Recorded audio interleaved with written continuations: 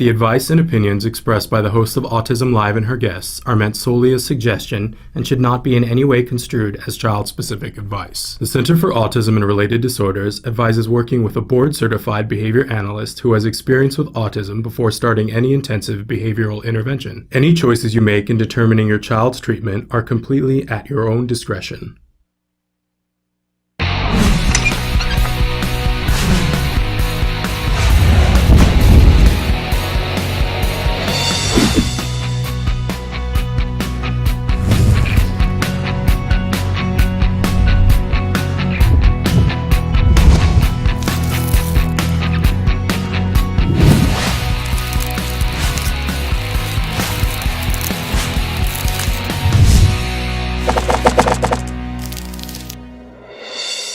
Good morning and welcome to Autism Live. I'm Shannon Penrod. We are webcasting to you live from the Center for Autism and Related Disorders headquarters in Tarzana, California. I welcome you to the show. We're going to be with you live for the next 2 hours talking about topics having to do with autism and how we can be more effective, more efficient working with our children on the autism spectrum, helping them to reach their fullest potential, whatever that is for each individual child, whether you're a parent, teacher, or practitioner. I know that that's the thought that runs through your mind day and night. How can I be someone who can help this child to reach their full potential? I know this because I'm a parent. My son was diagnosed with autism at the age of 2.5. At that time, he was very profoundly affected by autism. He is now 9 years old. I just literally ran here from his school. He's in completely included neurotypical 4th grade, and it was VIP day there.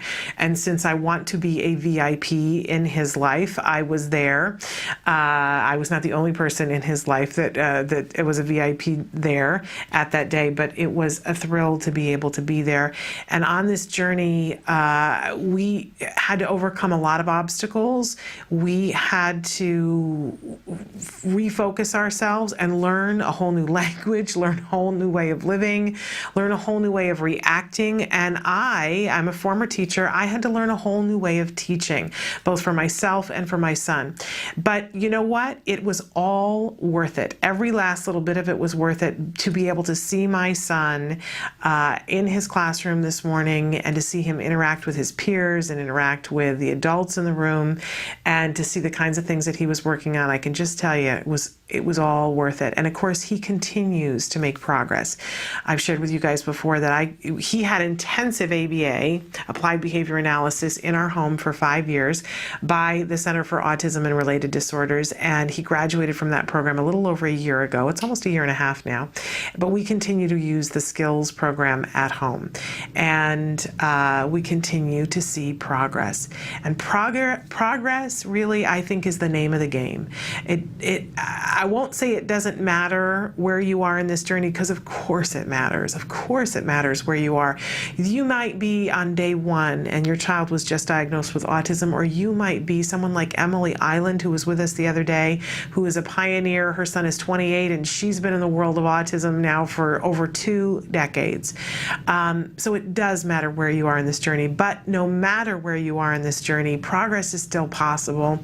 And I say that to you and I mean it, whether your child just has a little bit of skills that they want to tweak so that they're leading a happier, more productive life, or whether you have a child that you have not yet been able to reach and that you cannot yet have functional communications with. We know we can make progress no matter what their age is. So that's really what this show is about, giving you access to resources that can help you to be a strong member of the team. Really feel very passionately about that. So how can you participate with us? Because that's really the order of the day. We want you to participate. Tell us what's happening in your home and in your classroom, what kind of support you need, what are the questions that you need answered today or tomorrow or last week.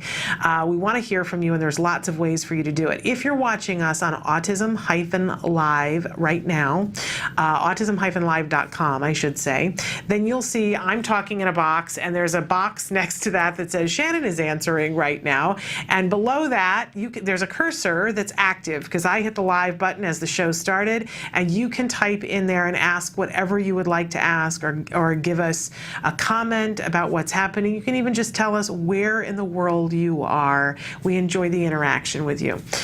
So that is available to you. That's free. You don't have to log in. You don't have to give credit card information. We don't know who you are. We won't know your name. We won't know your child's name. It's completely anonymous. If you do put personal information in it, I have a way of removing that before I post it for everybody else to see. So, but otherwise I have no idea who you are or where you are. And that's fine, because we don't need to know that to be able to have a conversation about what it's like to work with a child on the spectrum. I also want to throw it out there that if you're a teenager or an adult on the spectrum and you want to be a part of the conversation, you know what? We welcome you as well. You're a part of this conversation, and we value your opinions and your thoughts and your questions as well. And I know a lot of you have been writing in lately and saying, what about us? I don't mean to leave you out of the conversation. In fact, you're so important to me because I have so much to learn from you as a parent. I know that's where my child's going. I want to know from you what's working for you, what isn't working for you. Okay, so if you're watching us on Autism Live and if it says Shannon is answering, then you know we're live. If it says rebroadcast, or you're watching us in any of the other ways that we're available, then we want to give you lots of opportunities to be able to interact with us. And one of them is via email. You'll see Emily, our technical director, who is awesome, is going to cycle through some of the different ways that you can get a hold of us, email, day or night, anywhere you are in the world. When we get your email, we'll talk about your question or comment on the next available live show, and we'll also send you a written response.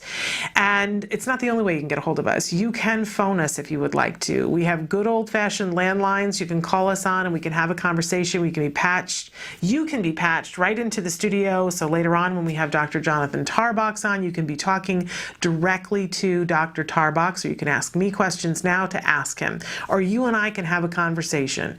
It's all good. It all works. And if you would like to, for some of you who are international, if you want to do it a less expensive way, you can Skype in with us. We can do that audio only, or we can do picture and sound if you have a camera on your computer and would like to be on the show. That's just two of the different ways. So Skype also available to you. Also, you can, there's our Skype. You can interact with us on Facebook. Boy, we so enjoy it when you guys interact with us on Facebook, and we're trying to post things on that site for you that we think might be of interest to you, causes that we think might be of interest to you. So there it is, Autism Live. When you go there, we appreciate your likes so much. We're kind of the new kid on the block, and it matters. And it matters how many people you reach by your likes. So we appreciate it if you give us a like while you're there. Also on the Facebook page, you can write, I'm going to show it a little bit later. We were showing yesterday there's a template for the bedtime pass. And if you want to get the bedtime pass, Facebook is a great place for you to write in and say, hey, can you email me the template? And answer the question of the day while you're there. We really appreciate that as well. Also, you can tweet us. We are on Twitter. There we are, at Autism Live Show. That is us on Twitter. So please take advantage of any and all of those ways that work for you. I mentioned that there are other ways that you can be watching us. You can be watching us on blip.tv. What's great about that is you can pause, rewind, fast forward. You can search a topic. It's like having your own DVR of the show, and makes it really convenient. You can also do that, by the way, on our very own YouTube channel. And what I especially like about the YouTube channel is when you see something you like or you disagree with or whatever, or you want to talk more about with people in your life, you can share it. You can email it to somebody, you can post it to your Facebook. We appreciate keeping the conversation going. Even if you disagree, tell us. I don't pretend to know anything. Certainly not everything, but I really don't pretend to know anything. So talk to us. We're here to serve you, and if we're not getting it done, we want to know that too. And you can also download us for free on iTunes. Just another way that you can watch us.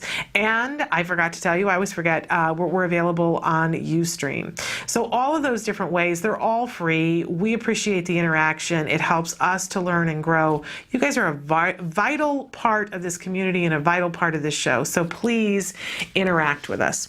All right. we like to start every morning with something that I fondly refer to as the jargon of the day. Jargon of the day, this is when we take on, I've got a tail here, I call it my avatar tail.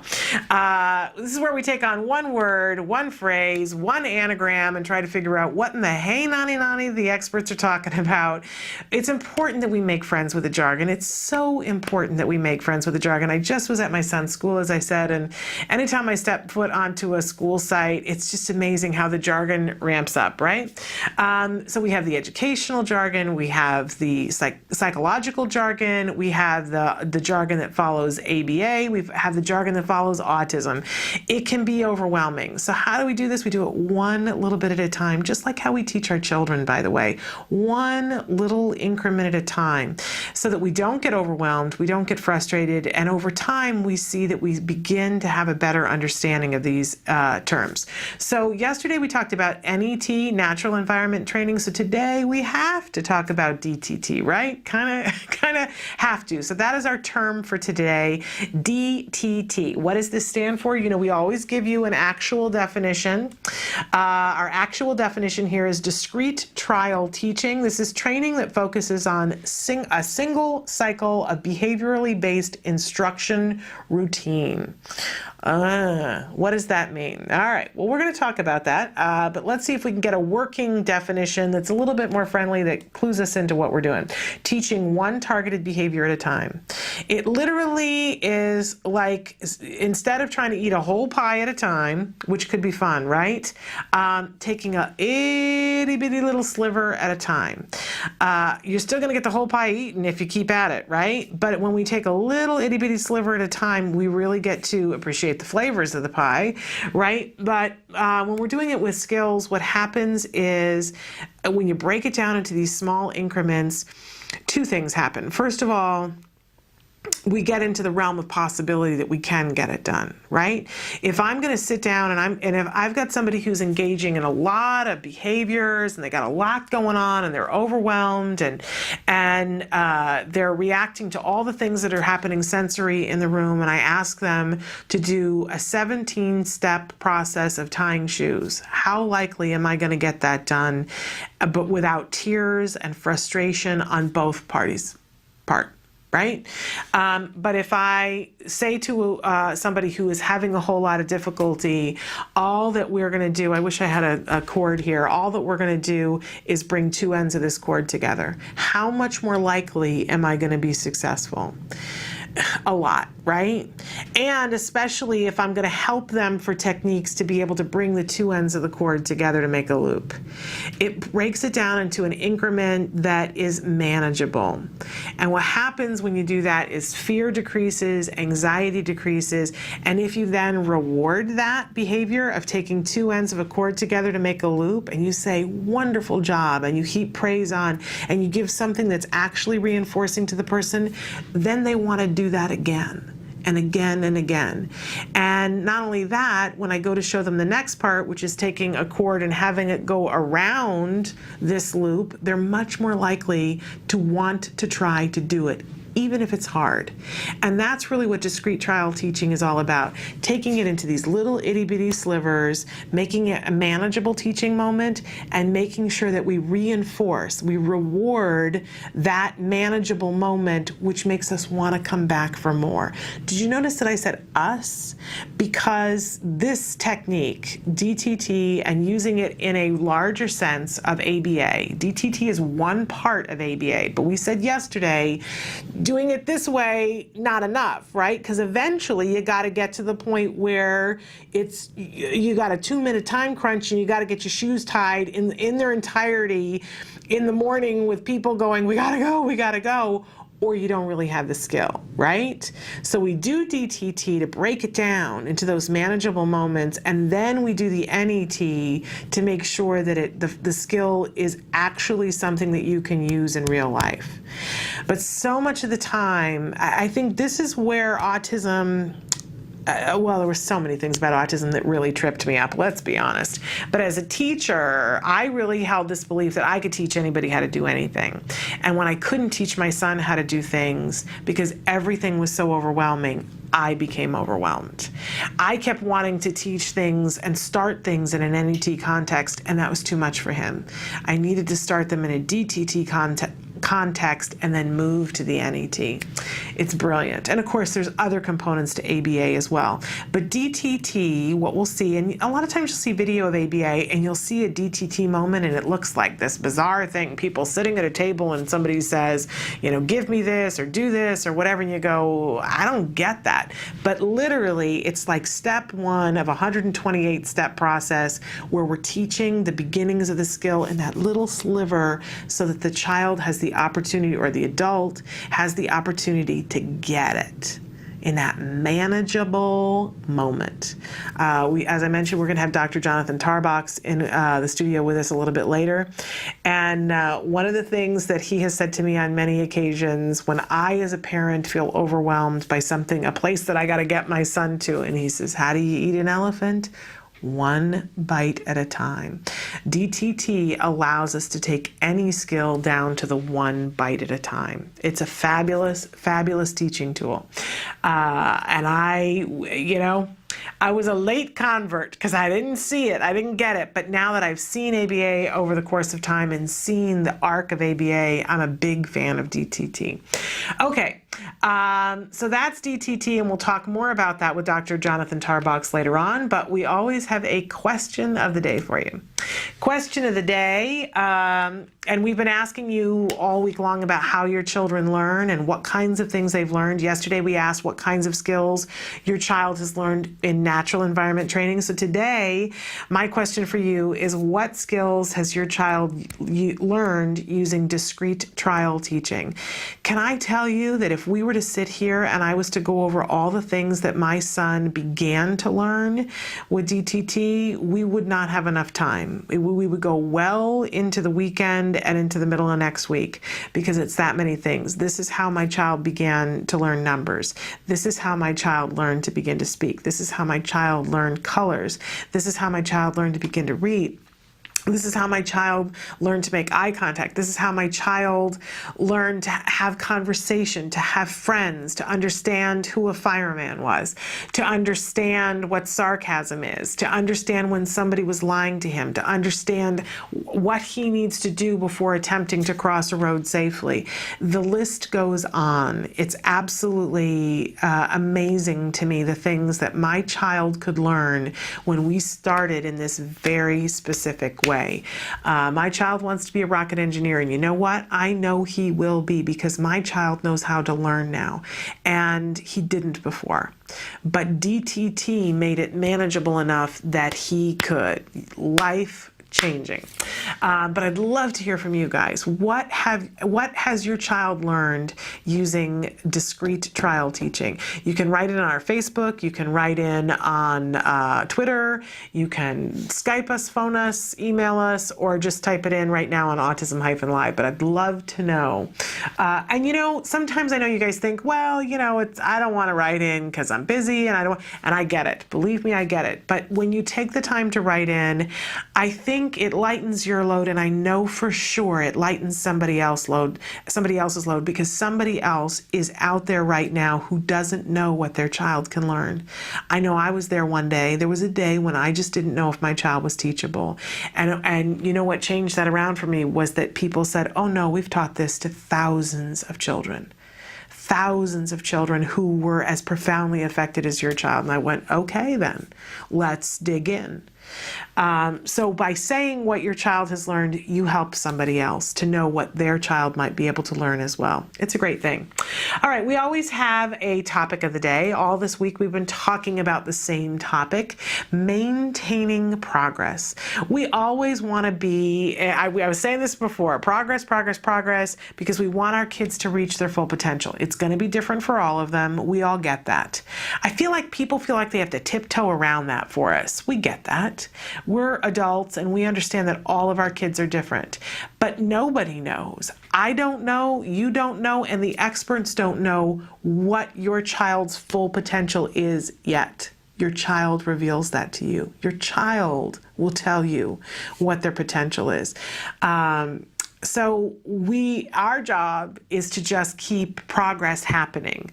Make sure that we're creating progress, and then we got to maintain it. That's job number one. And of course, along with job number one is making it fun, because otherwise we won't be creating continuous progress and maintaining the progress. But progress is possible for all of our kids. And once we have it, it's precious. We have to hang on to it. So that's one of the different topics we're going to be talking about today, and talking about that with Dr. Jonathan Tarbox later. To that end, some of the different things we're going to be talking about here in just a few minutes. We're going to have an academic tip a little bit later. We have a social tip for you. And as I mentioned, at the top of the next hour, at 11 o'clock Pacific Standard Time, we're going to be joined by Dr. Jonathan Tarbox.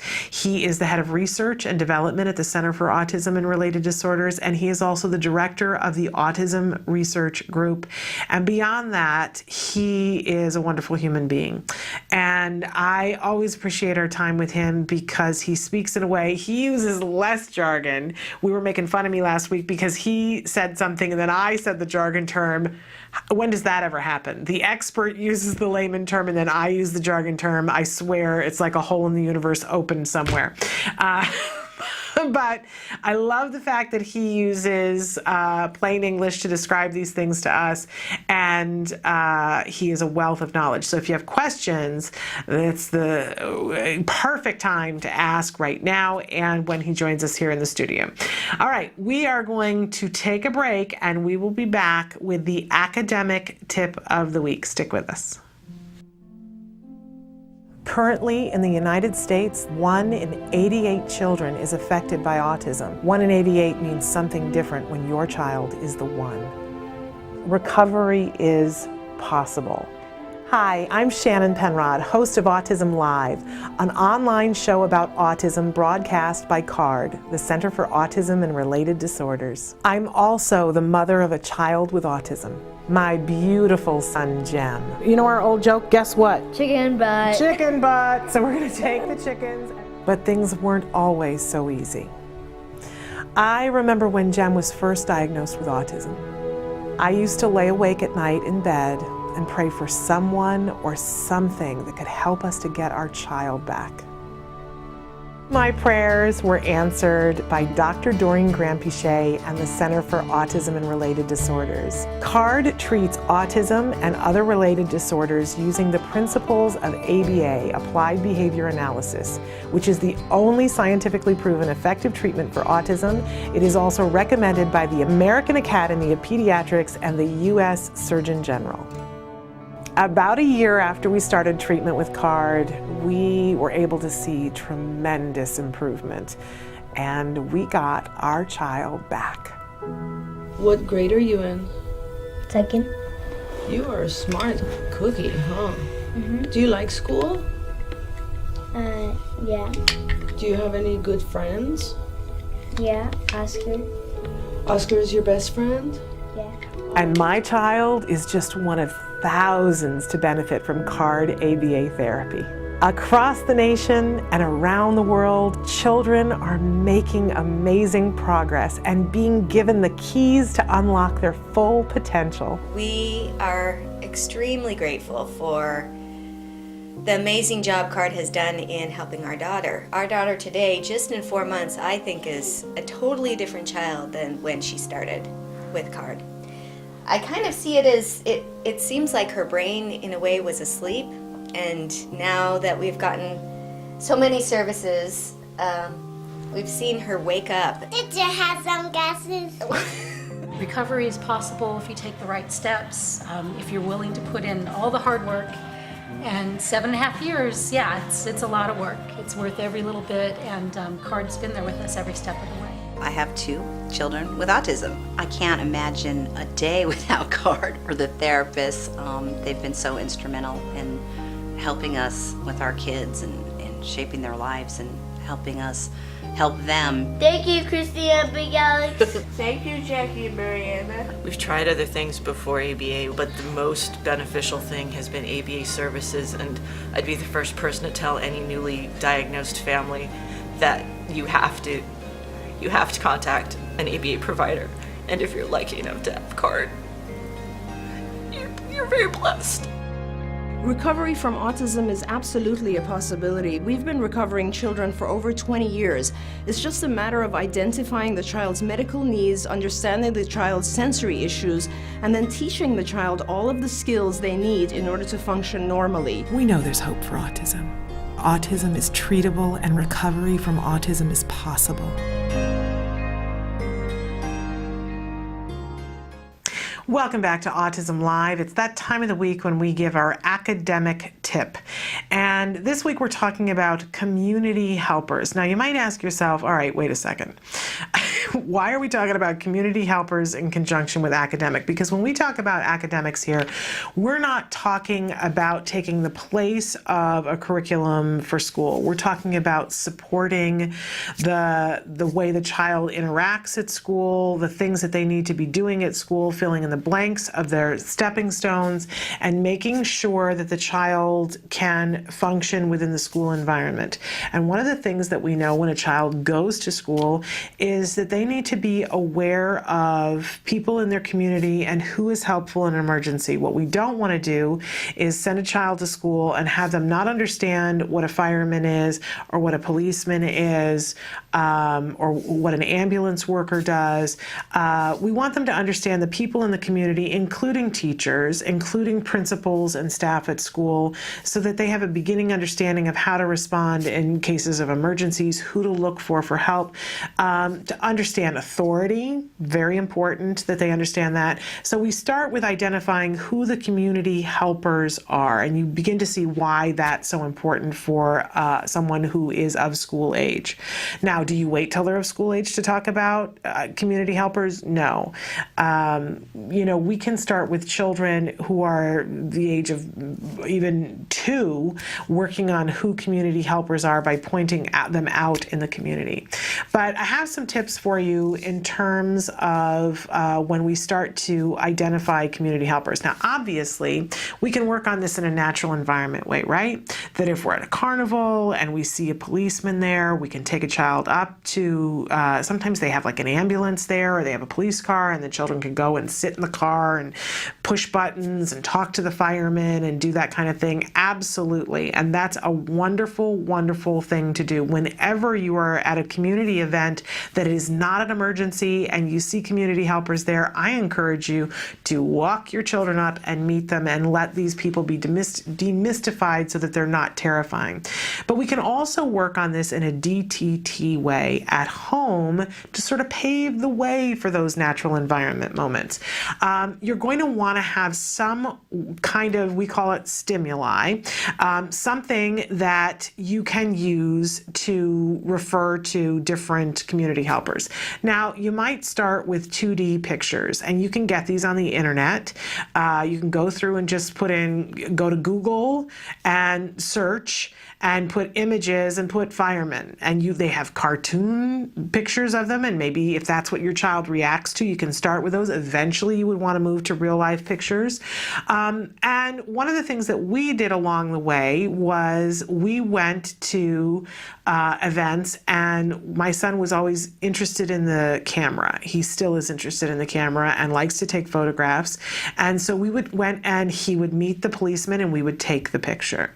And we added those to our stimuli.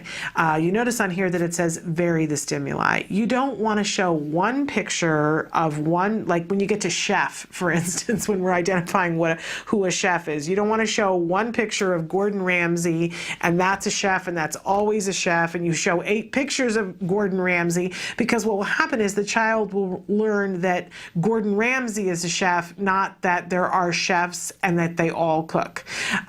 So make sure that you vary the stimuli. We've talked a lot this week about generalization and how we want our children. We can't show a picture of every policeman in the world, right? But That's why identify the features. We want to be able to show several different policemen. Maybe, even in our community, we have sheriffs that wear brown and we have policemen that wear blue, right? And we can point out the features of those. Well, they have a badge and they have, some of them have the little walkie-talkie thing and they are wearing a uniform and so on and so forth, so that we can help to identify what it takes. By the way, with our son, one of the things that we always taught was so that they could tell. We live in Los Angeles, and so there are times when we have been out into the world, and literally around here, you can walk up and sometimes they're shooting something. So we've talked about when is it a costume for a policeman and when is it a real policeman, and the big difference is the badge heavy. So that if he's someplace and needs help, and somebody comes up to him and says that they're a policeman, he asks to see their badge and asks to touch it, and as soon as he feels it's heavy, then he knows that they're a policeman. And of course, we practice that when we're out in the community. If we see a policeman and he engages in a conversation, he'll say to them, "Are you a real policeman? Can I see your badge? Can I feel it?" And they're very happy to do it, by the way. So in any case, so identifying the features, how important that is, that we don't just show a picture, that we can start to talk about, and maybe in the beginning, we'll just show a two-dimensional cartoon picture of a policeman and say it's a policeman and work on it in terms of that. But as the child begins to get these, we want to talk about what makes them different. That, we notice the hat and we notice, but not all policemen wear hats, right? So we want to make sure we show some pictures of policemen with hats and some without hats. Eventually, you can move to two-dimensional, or from two-dimensional to three-dimensional, because maybe you have little figures, and sometimes you can, there are stores that have these. Fisher-Price makes characters for the village, so you have a policeman and you have a fireman. Sometimes they have little figures that they already have that they've gotten from something, or they have a fire truck for something, or they have a police car for something. You can do it in that way. But then again, I think it's always important to go to what they call in vivo, in real life, whenever you can. And of course, always on our list of things to do is to make it as fun as possible. I really believe wholeheartedly that it's important that we instill in our children that community helpers are exactly that. They're in our community and they are there to help. That they not be afraid of a fireman, that they not be afraid of a policeman. A lot of times on television, they will depict people running from those kind of people, and it's very important for our children on the spectrum who see things often in a very black and white filter, that they identify community helpers as the good guys. We don't want to be in a situation where there's an emergency and our child is afraid of these people. So make it as fun as possible. I've mentioned before that in our community, and I won't say that this is the case in all communities, but if you call ahead to the fire department or call ahead to the sheriff's department and say, "Hey, here's the circumstance that we're dealing with, and can we come by and visit?" Normally, what I have heard and what I've experienced is they will say, "Yes, come by, but if we have an emergency, you realize that will take precedent." But there were two different occasions that we went to different firehouses so that he could see that it's different. It's not always the same. And he got the full tour of the firehouse. Oh my goodness, you guys, how much fun. And they dressed him up in the fire suit and they let me take 1,000 pictures and put him up into the fire truck and let him honk the little horn. He's been allowed to hold the fire hose while it's running. Oh my goodness. And they give them the little stick-on badges that they have. It's really a good time. Really, really a good time. I will say that when we took him to the police department, they have a big open house at our police department on Halloween, and they have a haunted house in the jail. They have one that's for little kids that's very Winnie the Pooh-ish, and one that's for older kids that's really quite scary. And that has always proved to be a little much for my son, but I will tell you that he thinks the jail is the scariest place there is, that it's all haunted house. This is not the worst thing for me, right? Jail is someplace you don't want to go. But when possible, I don't think it's ever a good idea to frighten our children into behaving, but we want to make it fun, make it as fun as possible. So take the time to get to know your local support police and let them get to know your child. That can never be a bad thing, right? Community helpers, it's a really important thing that we do to get our children either ready for school or to get them caught up if they're already in school so that they are safe in all environments and know who to ask for help. And these are just some of the suggestions to make it easier for us to teach these things to our child. Please teach community helpers. It's a great lesson. And by the way, this lesson is available in the skills program. We're going to take a break. And we're going to come back to talk about, I'm checking my list, IEPs. So stick with us. Mostly the behavior started at night, but it was invading the day where he would just speak one syllable and babble and pace around. When she was a year old, she lost speech. She did never seem to request me for anything, even for food.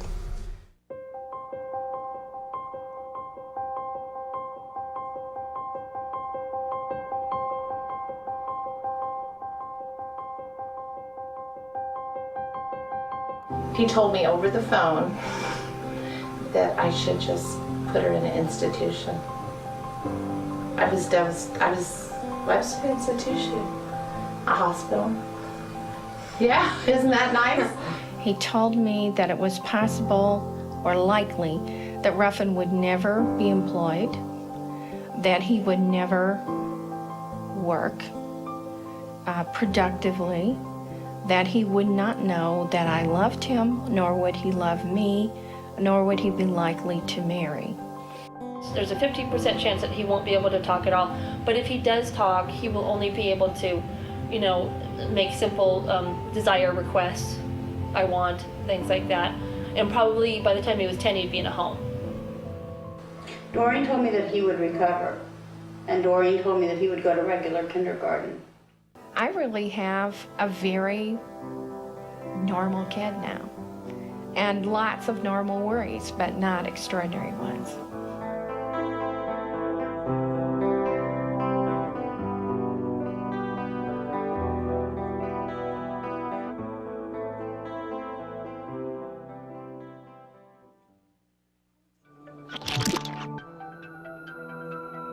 My name is Deli Popola, and I'm one of the creators of TheOutSpot.com. TheOutSpot.com is an online support system for families and specialists who are affected by autism across the whole world. Share inspirational stories, find resources in their area. Hope you can join. Welcome back to Autism Live. It's that time when we talk about IEPs. I like to give you a tip every week to help us all, myself included, to be able to get through the IEP process as painlessly and as productively as we possibly can. I know I just say the words IEP and I feel like, oh my goodness, I have to put on some armor. But it is my hope, and it's one of my goals and one of my missions in life, that we can get to the point where as parents we are so educated and so prepared, and that we can get our teachers to the point where they're so prepared and educated, and then, the administrators, I don't know. I don't even know where to go there.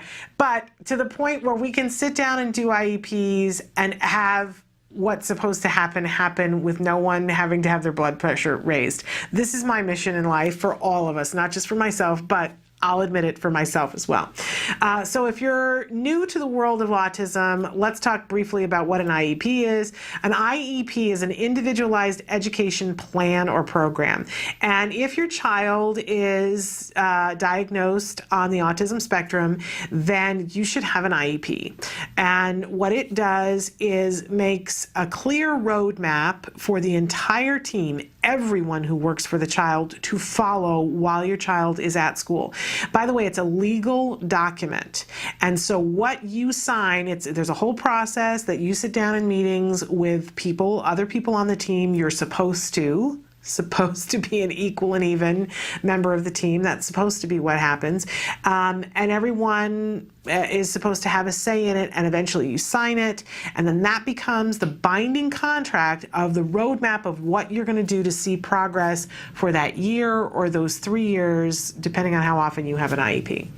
And every 3 years, everybody has to assess. You don't have to do one every year, but at least every 3 years that your child has an IEP, there has to be a review of, is this thing working? But a lot of people have them every year. Okay, so when your child is someone who is deemed special needs or has a diagnosis of some sort that allows for there to be an IEP, there are certain laws that govern what needs to happen. And you will see that when you go in to have the meeting, the whole process can be whittled down, and I know this is like maybe oversimplifying it, but I think it's important to stay focused, right, on the things that are most important. The school has an obligation. If you live in the United States, every child has a guarantee of what they call FAPE. FAPE, F-A-P-E, stands for Free, Appropriate Public Education. That is what your child is entitled to. It does not matter what your child's ability is. It does not matter what your child's behavioral issues are. Ooh, did you hear that? Your child is entitled to a free, appropriate public education. So when you go into the IEP meeting, there's a couple of things having to do with FAPE that I want you to keep in mind, because this is the crux of what you're going to go in and have a conversation about. That best is not what is appropriate. This is the hardest thing as a parent. Oh my goodness. We've had Bonnie Yates before on the show. She is a special education attorney. She's also an autism mom. Well, she's an ex-autism mom. We've had her son Nick Yates on the show before. He is a college student who is about to graduate from college. He's in his final year of college, recovered from autism many, many, many years ago. And Nick is one of my favorite people on the face of the earth. Well, his mom, Bonnie Yates, is a special education attorney. And one of the first things that I had to learn on this journey, and that her office, it was like they had a drill that they wanted to drill into my head, little holes that they would drill around and say, Shannon, you have to remember the word that we're going to use is appropriate, not best. As a parent, you want what's best for your child. How could you want anything else, right? Best is the word you're used to. It's the word that feels comfortable. It makes sense, right? You want what's best for your child. But when you go into IEP meetings, you're going to forget that you ever heard the word best. It doesn't exist in your vocabulary. You're not going to say it. Get used to not saying it. It's there. It's in your gut. We're not denying that. But for the purposes of these meetings, you're going to go in and you're going to use the word appropriate, right? Now, you see my second point here, that appropriate has to be effective. The school is going to pound, appropriate. But appropriate has to be effective, and this is the argument, this is the way that we can accomplish what we need to accomplish in an IEP meeting. 9 times out of 10, this is what the argument comes down to. Sometimes the argument comes down to least restrictive environment, because that's the other part of the equation.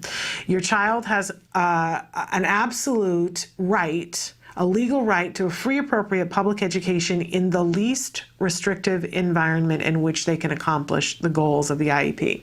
So what does that mean? When you hear that, what does that mean? Well, it means that if your child has the ability, the academic ability, to keep up with their neurotypical peers, then they have a right to be included. If your child's behavior is such that they are disrupting, that they're preventing their own learning, or disrupting and preventing the learning of others in the classroom, or putting themselves or someone else in harm, you could lose your least restrictive environment and be put in a more restrictive environment. So, you know, I know that it's a case-by-case, parent-by-parent issue, and I always defer to your gut. And if you feel that your child needs to be in a special day class because that is what's right for them, then I have no issue with that whatsoever. I know that you know more about what your child needs than what I do. So if but I hope that in that special day class, your child's individual needs are actually being met. That we never want to put a child in a special day class to park them. And unfortunately, there are some school systems where that is what happens. I have friends that have cried many tears about the placement that your child has to have real and substantive goals, and they need to be making progress. So if you're okay and you feel like the special day class that they're in, they're making progress, that they haven't just been parked and it's the ideal setting for them, then I am completely in agreement with you. But for some of you, you don't know. Right? You say to me and you say to other people, I'm not sure. Does my child need to be in a special day class, or does my child need to be included? I will make a case for inclusion for you. Inclusion is good for both sides of the equation. It's good for the kids, and they'll make the argument and tell you that it's not good for the other kids in the class. Poppycock. That is not the truth. We've seen study after study that shows that kids who are given access to people who are different from themselves and have different abilities will progress and socially score better on testing, and they are kinder people that do well in the world and have a bigger skill set. Hey, that's good business, right? In terms of education. And for our kids, especially with autism, we see often, not in all cases, but they rise to the level of what is around them. Sometimes we think they don't see behavior around them, but listen, if I'm in a room full of people who are all humming different songs, my ability to concentrate is going to be compromised, right? If I'm in a room with one person humming one song, I might be better at tuning that out. But if I'm in a room with a whole bunch of people who are all humming their own song, eventually I may hum my own song, whether internally or externally, just so that I can key into what I have to do. And the reality for our kids with autism is that a lot of times we will see that they will do better when they are included. They have more opportunities to be social. They have more opportunities to reach higher potential. Not in all cases, but in a lot of cases. So defend your least restrictive environment as closely as you can by making sure that if your child's engaging in a behavior that is threatening that you ask for an FBA, a functional behavior assessment, to be done by somebody, hopefully who's a BCBA, who has experience with autism. Don't give up on your least restrictive environment. Follow your gut, but don't give up on it solely because of behavior. Because there should be a behavior intervention plan that circumvents what's happening. And if there isn't, you gotta ask for it. It's a behavior intervention plan, a BIP, and you can attach it to your IEP. How's that for jargon? But argue for what is appropriate and make sure that what is appropriate is effective. I have seen schools that say, oh, we have this plan, and oh, we have this plan, and oh, we have this plan. And you've walked in and said, here's what I want. And you might think, I don't know what I want. But you know, every parent I've talked to at some point says, well, you know, really what I want? So you do kind of know. And if you don't, that's okay. Write in. We'll help you to clarify what it is you want. You want progress, right? But if the school is saying to you, well, here is our offer of FAPE. Here is what we have found to be appropriate. And then ask them, is it effective? And they're going to say, of course it's effective. Can you show me some data? Oh. That's when you separate, as they say, the men from the boys.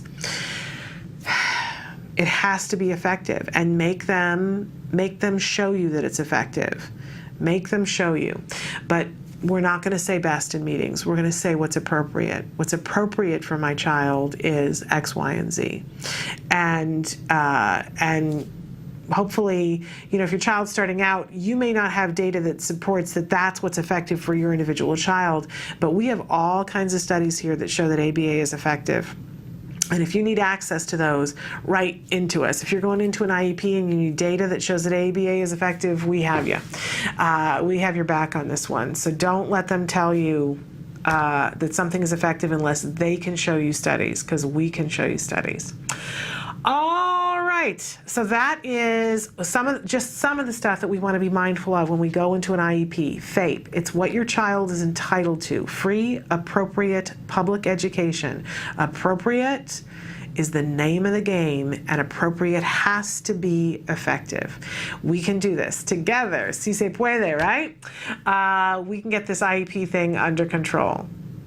All right, we're going to take a break, and we're going to be back with our social tip, but don't forget that in just a few minutes at the top of the hour, we are going to be joined by Dr. Jonathan Tarbox. Stick with us.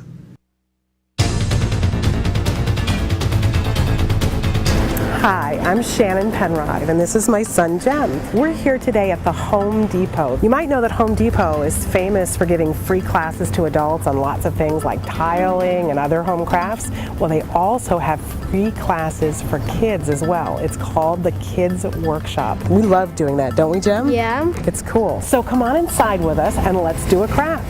Yay.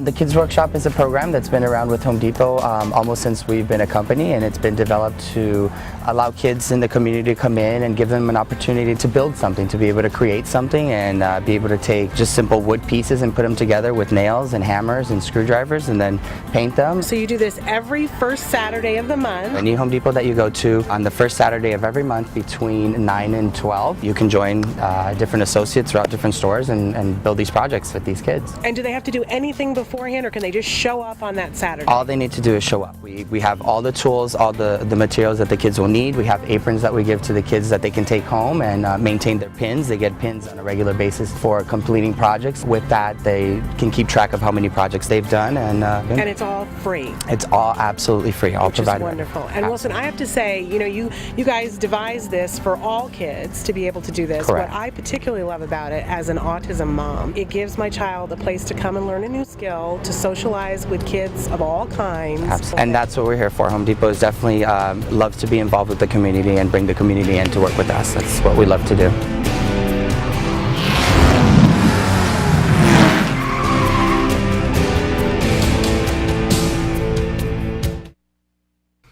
Welcome back to Autism Live. We had a question that came in that I love this question, and I'll talk about social later on because I want to answer this question. Okay, I'm going to show it to you guys on the screen. Hi, Shannon.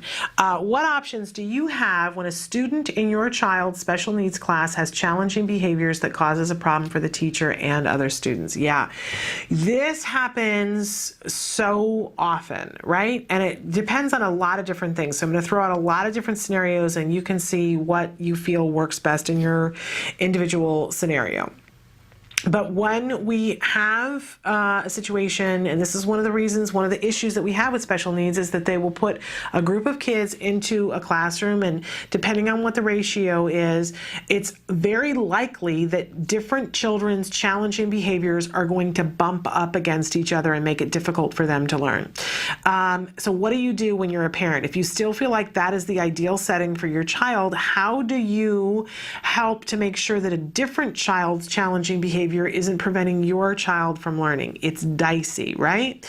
Well, in the circumstance where in some cases people are friends with the other parents, and if the other parent is saying, something along the lines of, well, I keep getting these notices that my child is doing X, Y, and Z, and sometimes parents have conversations and say, have you been seeing this behavior when you volunteered and been in there? If that parent says something along those lines, that's the perfect opportunity to say, hey, did you know that you could ask for an FBA, F as in Frank, B as in boy, A as in apple, FBA. It's for functional behavior assessment. And if the parent asks for one in writing, then they will bring somebody in to watch the behavior. And what happens when that happens, they're going to take a whole multi-step process, and they're going to see not only the behavior, but how it's affecting the other people in the classroom. And they will devise a behavior intervention plan. They will include that parent. And what happens is it makes it easier for the teacher. It makes it easier for the student who's having the challenging behavior. They will be helped. It makes it easier for that parent because the child doesn't lose the restrictive environment. It makes it easier for your child, and it makes it easier for you. Woo! everybody wins, right? If you don't know that parent, or you're in an adversarial thing with that parent, it makes it infinitely harder, right? That's an opportunity when you can go to the teacher and say to the teacher, hey, and I would make sure that, if you're not already, volunteer in the classroom on a semi-regular basis or a regular basis so that you can be watching the behavior firsthand and say, this is what's happening. But see if you can make headway with the teacher and say, hey, I'm seeing that some stuff is happening here and I see that it's affecting my child.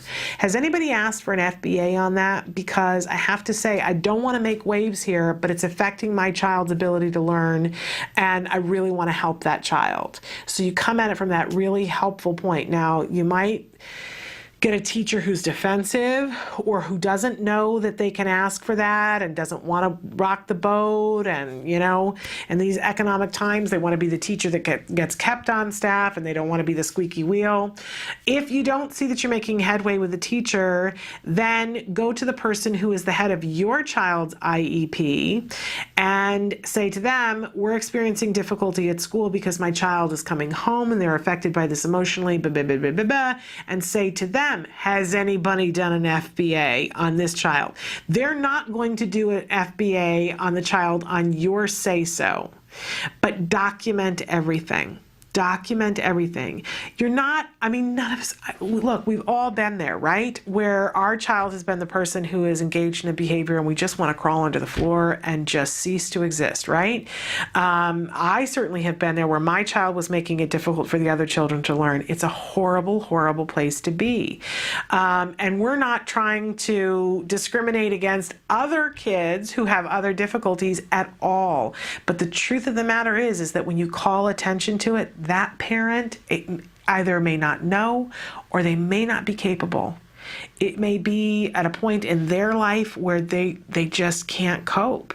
And so you starting the ball rolling to ensure that that child gets help is a beneficial thing. So, be proactive, be positive about it, but identify and say, this child needs help and support, and it is affecting my child. If for no other reason, that child may get help just because you complained or voiced concern, but do it in writing. Do it in writing. And if need be, if that still doesn't work, then you call an IEP meeting for your child and say whether this classroom is appropriate for my child is in question. Because my child isn't capable of learning in this classroom as a result of X, Y, and Z. I think that's your last resort. And depending on the school that you're in, hopefully you're working with a school who wants to help kids. But I certainly have heard of people who have said that their child's least restrictive environment was in danger because they rocked the boat. I'd leave that school. I'll be honest with you, because they're not interested in helping that other kid and they're not interested in helping your kid. I don't think that happens most of the time, though. I think when enough people say the right things, something gets done and something gets changed. But a lot of times it is the squeaky wheel. I wish it weren't the case. So be proactive and see where you can get the inroad. It may be that the person who, sometimes the speech and language pathologist is the reasonable person on the IEP team that you can go to and say to them, hey, who should I talk to about this? And sometimes that's all you need to do. And they will make sure that that child gets an FBA and a behavior intervention plan that works. Or they can say, who the person is to talk to about this is this person, or the person not to talk to is this. Because a lot of times, I don't know why, I just think speech and language pathologist people tend to be, I know it's a stereotype, but they tend to be really reasonable and centered and kind people who really care about children. I think it's the line of work. You can't be a speech and language pathologist unless you're patient, right? And you have to really care about the kids because you're there one-on-one, working slowly on things for years with a child and seeing progress come in very slow ways. So dicey stuff. But keep your intentions clear always, that you want to help that child and you need to prevent your child from being taken off task. And don't feel bad about that. It's important that, because nobody else unfortunately, is going to ensure that for your child. It falls on us as parents. Okay, so that's my advice about that. But, write us back and let us know what you did and if it worked and what ended up happening. But I know for sure that child that's engaging in the challenging behavior can be helped. What a wonderful thing that would be, right? What a great outcome. Okay, we're going to take a break. I think when we come back that we're going to be joined by Dr. Jonathan Tarbox, but if he gets held up, then we will go to our social tip of the week. And in the meantime, I want to show you guys this week's The A Word. This is the documentary being made here at the Center for Autism and Related Disorders following Jack Riley, a little boy who was diagnosed with autism at the age of 2. In real time, he's now 3 and doing so well. But the part where we're going to tune in today, in episode 4, he has just started ABA therapy. He's only 2 weeks in, and it's a little frustrating sometimes. Yesterday I was talking to you guys about physical prompts, and I want you to notice today how the therapist is attuned to his behavior and watching what he does with his body so that she can physically prompt him when he gets frustrated. She's not manhandling him, but she's staying with him. It really requires us staying plugged in with our kids and seeing before they get to meltdown. There's one particular moment in this episode where you hear he makes a noise. He's frustrated. He's not getting it right, and he's getting frustrated. And he's reaching for things. He's going to get up from the table, and she's soothing him and keeping him there and keeping him going, and she gets to the reinforcement quickly before he goes to meltdown. Take a look. This is The A Word. Where's Jack Riley? I don't know. All I see are his little feet. Where'd he go? Where is he? Where is he? Oh, I found him. I found him. I found his little face. Oh, there's Jack Riley.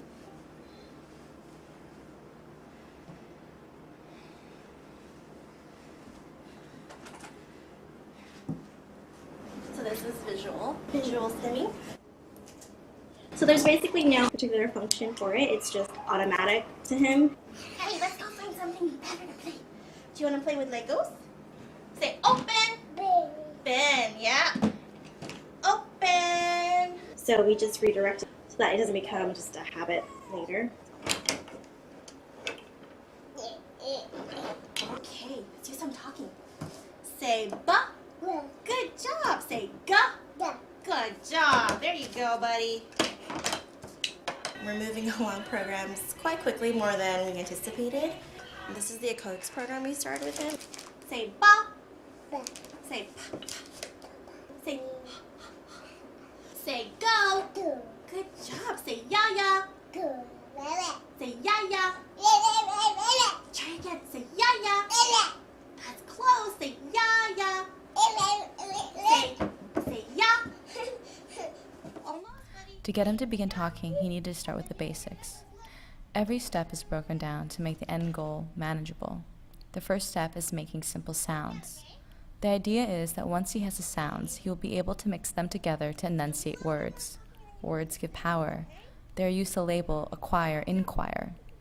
The end goal is to have these words come together to create sentences, to create conversation. Say what he wants, what he thinks, what he feels. Say ya ya. Say it louder, okay? Say ya ya. And when you get your Lego, say ya ya. Nope. Say ya ya. Yeah, there you go. That's close, honey. Say e. Good job. Say t t t. Good. Very good. There you go. So these are just a list of the sounds that he makes or the words that he's trying to say. Can you say basketball? And even his ball is better now. It used to be ga consistently, and he says ba. He said ba today, yeah. Spaghetti. One version of it. Since you like spaghetti. What's that? Say moon. Yeah, that's the moon. That's right. and his spontaneous language has increased just 1 week of therapy. Hey, Jack Riley, come here. Come look at my book. Or you want to look at my guitar? You look at my guitar? It's right here. You want it. Look. Tar. Good job. Hip hop. Hip hop. Jam.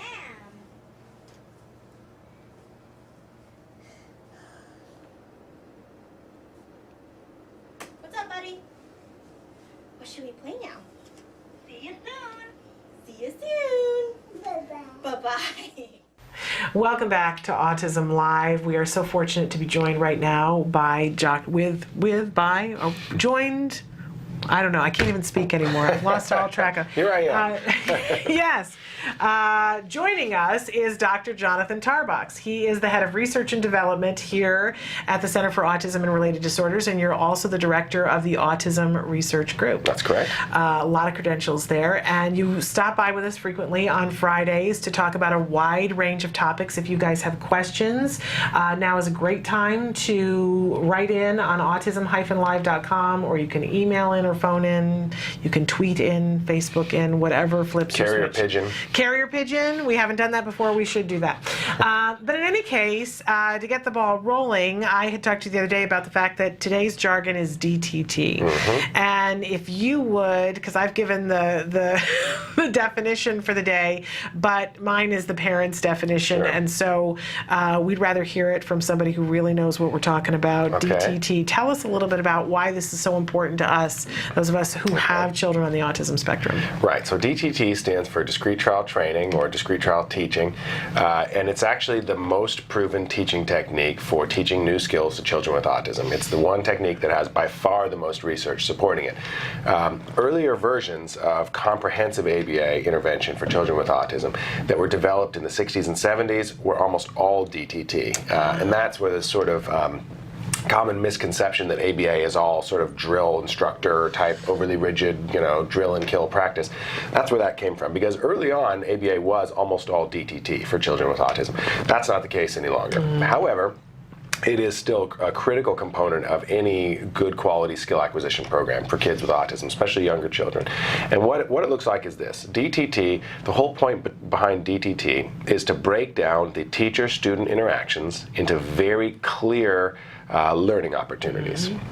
The whole idea behind ABA is the more learning opportunities you have, the faster you're going to learn, right? Same reason why you go to a foreign country. If you want to learn the second language, you go there. Why? Because it's just constant learning opportunities, right? Same thing with DTT. We take instruction time and we break it down into discrete, clear learning opportunities, and then we present lots of them. So we get the maximum amount of learning in the shortest amount of time possible. Great. That's the whole idea behind it.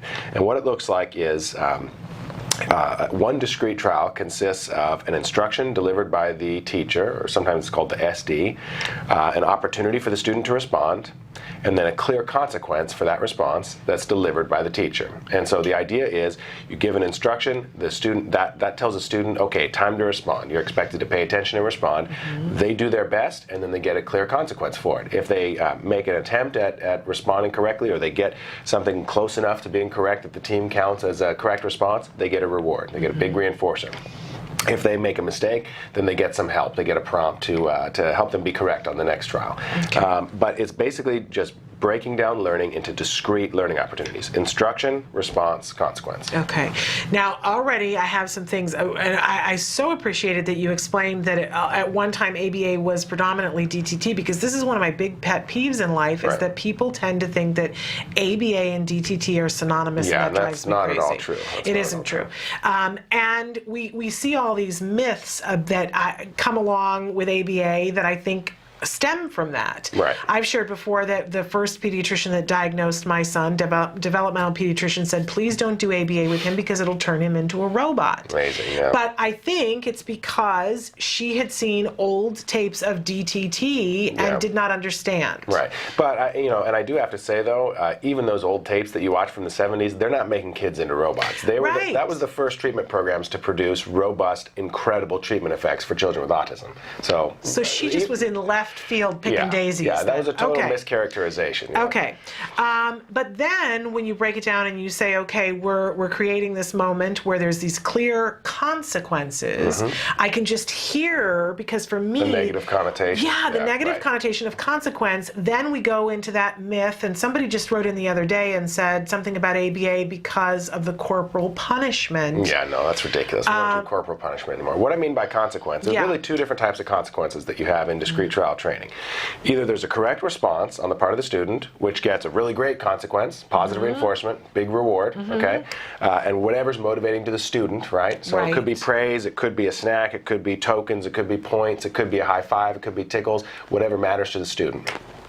So correct response equals big positively reinforcing consequence. Okay. Right. If the student doesn't make a correct response, you don't punish it. We don't do punishment. There's no negative consequences. Right. You simply provide help on the next trial. So we call it a correction procedure. Right. So for example, if I'm teaching you to learn your address, let's say for safety reasons, and I say, "What's your address?" and you don't make the right response, or you make an incorrect response, or you just say, "I can't remember." Right. Then I would say, "Okay, nice try," and so that's sort of a neutral consequence. Then I would immediately follow it up with a correction procedure, which is a prompt. So I'd say again, "What's my address?" 306 North Sagra. Right. And so I'm giving a model for you, and now you imitate it and you say, "All right, great job. Now let's try it again without help." Okay, but I just wanted to clarify that, because I think a lot of people, and so if you're doing ABA and somebody is in any way punishing your child, if there's any kind of corporal punishment, they're not doing ABA. They might say they're doing ABA, but they're not doing ABA. Right. So really important distinction.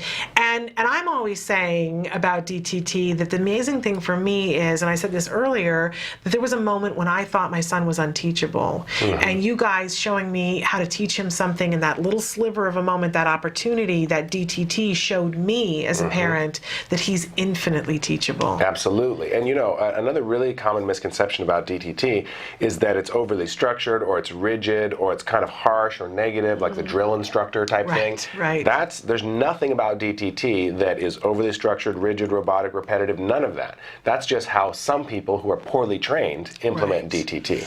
DTT simply means a clear instruction, clear opportunity to respond, and a clear consequence, either positive reinforcement or correction procedure. So, a lot of learning situations that you and I engage in all the time, if you look at it, that's actually what's going on. So what does a math tutor do with a typically developing kid who's having a tough time with math?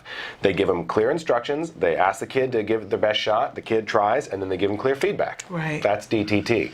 If we're practicing basketball and I hand you the ball and I say, "All right, take a shot," you do your best, and then I give you clear feedback, that's DTT. Right. Okay? So there's a million things, a million totally normal learning situations in our regular environment that are basically discrete trial training. We just don't call it that and don't think about it like that. Okay.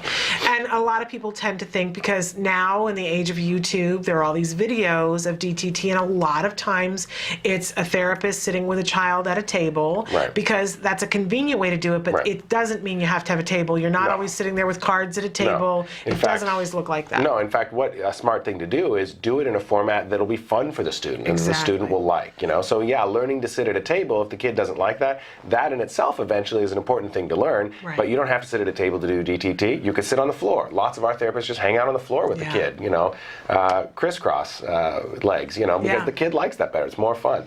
You could sit on the couch and do it. Sometimes we'll even have the kid sit in the mom's lap. If the kid is afraid of leaving the mom's lap, fine, sit in the lap. And then the reinforcer there is the mom playing with the kid when they make a correct response. That's so important. Yeah, there's a million ways you can do it. Because a lot of people, and I know I felt like this the first time I saw a video of DTT, that I thought, well, that's great if the child can sit in a chair, but my child couldn't sit in the chair when we started. Yeah, and they didn't start at the table in the chair. They didn't in any way, shape, or form start there. But as a result of what they did, my child eventually sat in the chair just fine and was able to go to kindergarten and sit in his desk just fine. That's right. But we build to those things. So amazing. Here's a general way that people should think about DTT. DTT is a way to give lots of positive reinforcement. That's what it's for. It's not a way to make kids do a bunch of work or drill kids or any of that. It's a way to make sure the kid can get lots of positive reinforcement. That's a great way of looking at it, and absolutely essential for those of us who have children on the autism spectrum that we become aware of, and I suggest as a parent that we become good at teaching in this manner, because it's a great way to introduce a whole bunch of skills. Absolutely. But it's not the only thing we need to do. It's not the only step at all. Just one tool in the toolkit. One tool, DTT, pretty amazing. Okay. We're going to take a break. When we come back, though, we're going to ask Dr. Tarbox to tell us a little bit about NET, which we talked about yesterday. So stick with us, back after these messages. We are trying to take this big umbrella term, social competence, and figure out what are the components. How does a child become socially competent? What do people pay attention to? For example, in looking at a face, what do they look at? Do they look at the eyes primarily? Do they follow other people where other people are looking as a socially meaningful thing? So we take some sort of basic research and try to figure out this question of how people become, children in particular, become socially competent adults. So what's one takeaway from the kinds of things that you guys are doing that we can tell parents at home? Okay, well, I would say it's really important to try to start as early as possible to put the social development at the forefront. I think that it actually outweighs some of the other more cognitive issues that kids are dealing with. Your IQ can be, through the roof, and it's not going to make as much of a difference. The overall sort of quality of life that children have is being able to navigate the social world, being able to make friends, being able to be connected, and that in the long term will have a greater impact, I think. Here we go. Welcome back to Autism Live. I'm Shannon Penrod. Our special guest right now is Dr. Jonathan Tarbox. He is the head of research and development here at the Center for Autism and Related Disorders, and you are also the director of the Autism Research Group. We've been talking with Dr. Tarbox about DTT in the last segment, but we mentioned that there are other ways in which we want to work with our children. So talk to us a little bit about NET. Sure. And maybe tell us when is it a good idea to use one and when is it a good idea to use the other. Right. So we talked about how earlier forms of earlier forms of ABA for children with autism focused heavily on DTT. And that's great, and that produced really great results, and it worked really, really well. But then there's quite a bit of research now, actually starting in 1968, but even more so in the last 30 years, on more naturalistic or play-based approaches to behavioral intervention. So it's still using the principles of applied behavior analysis, and it's still creating learning opportunities and using prompting and immediate feedback with positive reinforcement. It's all the same basic principles and procedures. The difference is it's embedded into more sort of natural environment learning opportunities. Okay, so for example. Plus there's lots of different procedures, sort of brands, that all fall within what we would consider NET. So for example, you might have heard of pivotal response training, or PRT. Milieu training is one that comes out of education.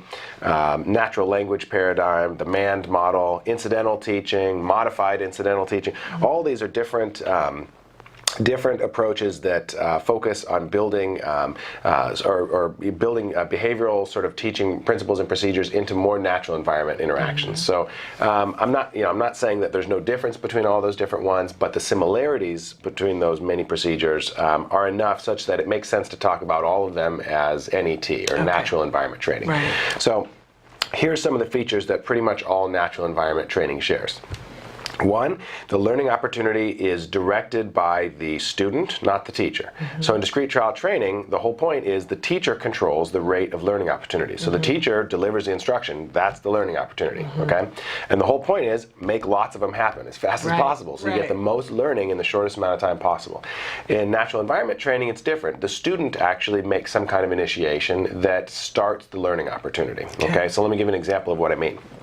In discrete trial training, if we wanted to teach a child, let's say a color, like black, we're teaching the color black, okay? You might hold up something that's black and say, what color is it? So that's a clear instruction, right? And the student has the opportunity to respond, and you reinforce correct response. Okay. If we were doing that same thing but in natural environment training, we would set up a situation for where the student would want to initiate to something black on their own, and so they'd initiate the learning opportunity. So we might take their favorite teddy bear that happens to be black and put it up on the shelf out of reach, and so the student looks up at it and goes like this. That's the student initiating the learning opportunity, especially if they look at you, right? So they reach up, they can't get the bear, it's too high up, and then they look at you, boom, that's a learning opportunity. And so there, they have an opportunity to respond, just like discrete trial training, so they could say the word black for the bear, or you could prompt it, so black or buh. The student says black, great, you reinforce, okay? Great. But the opportunity to learn is controlled by the student, it's not controlled by the teacher. Now there's some pluses and minuses to that, okay? A major plus is already the student is motivated because they're initiating the opportunity, right? So you're not forcing them to do something they don't want to do, which is really not what we do in DTT anyways, but still, you're sure that the motivation is there. However, there's a major disadvantage of that too, and that is you kind of have to wait around for the kid to want to learn, right? And we already know that that doesn't work. That doesn't produce enough learning opportunities, right? If waiting for children with autism to initiate learning produce enough learning opportunities, I wouldn't have a job, So there's major advantages and disadvantages. Here's another feature, though, of NET is, pardon me, instruction occurs as much as possible in the natural environment rather than a more contrived environment. So with discrete trial training, it's very clear that some kind of instruction and tutoring is going on. In fact, the teacher or the tutor will say, okay, let's get to work, right? Just like any instructor or tutor would. With natural environment training, if it's done right, the student doesn't even know that they're being trained, okay? So they just hang out in their living room and there's something they want and they reach up for it, okay? All right, so it takes place in the natural environment as opposed to a more clearly instructional environment or contrived environment. And there's pluses and minuses to that as well. If you have a natural environment that's conveniently set up so that you can work on all the skills you need to work on, great. Natural environment's better for generalization. But the fact of the matter is you don't always have that, right? So, let's say we wanted to work on, objects that have various features, that concept. Well, do we have enough of those objects that just happen to be hanging around in our house, a large enough variety and, etc. So it's just common sense that instruction requires some level of contrivance, to make sure that you have enough materials and everything available. Absolutely. Here's a third difference between NET and DTT, and this also has its own pluses and minuses, and that is the reinforcer for correct responding is supposed to be the natural consequence of that behavior as much as possible. So again, let's go back to the colors example. If I hold up a black object in DTT and I say, what color is it? And you say black, and I say, all right, great job, and I give you whatever reinforcer was planned for this discrete trial training session, and it's not related to this black object in any way. I don't give you the black thing, okay? Whereas in the teddy bear example, if the kid's reaching for his favorite teddy bear, you prompt him to say black, he says black, you give him the teddy bear. That's what he wanted. So it's the natural consequence. Same thing with making a sandwich. If you're doing NET training on let's say object labels in the context of making a sandwich, and the kid points to a piece of bread because he needs the bread for the sandwich, and you prompt him to say bread, and he says bread, you give him the bread. That's the natural consequence of the kid saying bread, right? Absolutely. So the reinforcement in NET is much more natural. It's less contrived. Okay. My question, because I always have a question. Great. So let's go back to the example of black. So the DTT way you're teaching and you're holding a black and saying whatever. Now in NET, if I say, what do you want to play today? And the child says, I want to play trains, and we go and play trains, and I know I want to work on... That's definitely a discrete trial. If I say, what do you want to play, that's still DTT. Definitely a discrete trial because it's initiated by the teacher, not the student. The student didn't ask themselves what they want to play. You initiated it, okay? And it's not necessarily in the context of natural environment. I mean, let's say you were already playing with the kid, and you're done with one activity, and you said, all right, what should we play next? Right. In the context of play, then that would be very much gray area. That's probably sort of half and half, Interesting. And the fact of the matter is, real life teaching and learning usually isn't 100% NET or 100% DTT. Real life is usually somewhere in between, or but we don't have a borrowing name aspects for that. from both. Real life teaching. Right. Well, Well, the thing is, though, the important thing to note is the whole choice between NET and DTT really isn't a choice. It's a false dichotomy. There's no good quality ABA programs that only do one or only do the other. Because neither one of them is good enough on their own. DTT provides lots of learning opportunities, a much higher rate of learning opportunities than NET, but NET is really great for generalization. It helps the kid generalize the skills to the natural environment because you're already in the natural environment, so they learn them in the natural environment. So I think the takeaway is that if we want to be successful, and I define success as creating as much progress as possible for an individual child, then we have to be using DTT and NET. Absolutely, yeah. I don't think there's any credible top quality behavior analytic program anymore that would say you can have maximum success for a young child with autism in an intensive ABA program and only do one or the other. That's ridiculous. And people who say that anymore either don't understand how those two procedures fit within the overall umbrella of ABA, or they've just been kind of maybe brainwashed by whatever camp they belong to. It's just not reasonable anymore to say that you just do one or the other. It's silly. But I think parents are going to be relieved to hear that, because I think we look at it objectively that way automatically. Yeah, well, and that's just sort of a simplistic and childish way of looking at things, like politics. Like, it's either this or that, there's no compromise. I mean, that's just not how learning works. You know, you really want to use a combination of both. ABA, having DTT and NET, and that's what's going to create real progress. That's right. Wonderful. We're going to take a break, and we're going to come back more with Dr. Jonathan Tarbox. We're going to talk about maintaining progress, our topic of the week, so stick with us.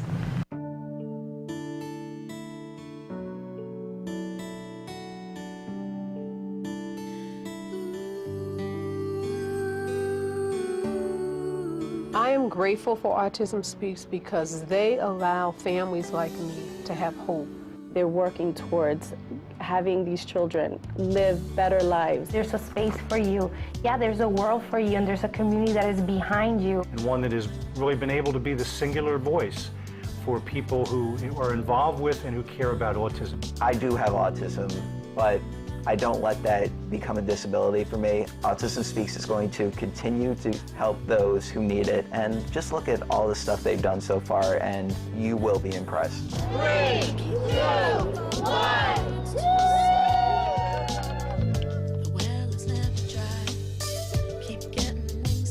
And you need to support the walks. We have to raise awareness, but we also have to raise funds to do the work. I'm grateful for Autism Speaks for one main reason, is they are allowing me to focus on the research. The work that Autism Speaks has been doing is critical for keeping autism research on the radar screen.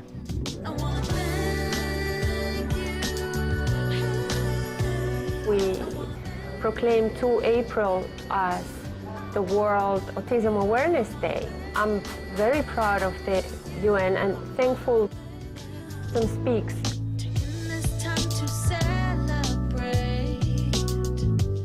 Getting the health mandate bill passed in New Jersey particularly, we needed to be able to make an argument, not just do this because it's the right thing to do, but do it because it's cost effective. When everyone else told me nothing was wrong with my son, I got information from a website that told me something wasn't right. I am so proud of Autism Speaks for creating these beautiful ad campaigns, which have reached people who are not affected by autism and have also created a greater climate of compassion and understanding. It's been really great for Bachman to have gotten involved with Autism Speaks early on. I think everybody here feels like they really make a difference. To make sure that we generate as much money as we can for Autism Speaks so we can all solve this puzzle together.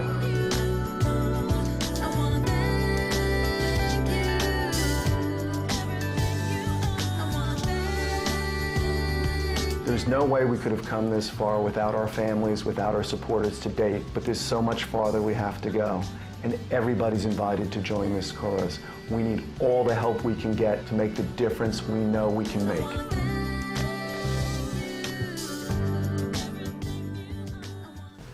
Welcome back to Autism Live. We're here with Dr. Jonathan Tarbox, who is the director of, every time we come back, I'm at a loss for words.